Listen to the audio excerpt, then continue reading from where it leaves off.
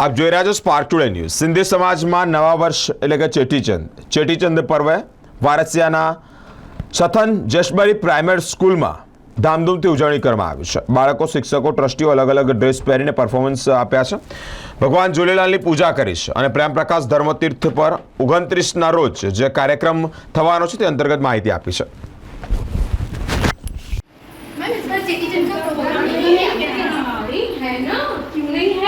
प्रेम प्रकाश धामतीर्थ ने बहुत बड़ा कार्यक्रम आयोजन किया है।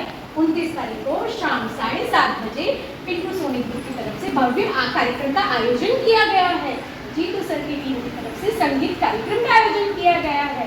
रॉक स्टार जयेश अमरनानी की तरफ से संगीत प्रस्तुति की गई है। उसके बाद महाभंडारा है और रात 12 बजे आतिशबाजी की जाएगी।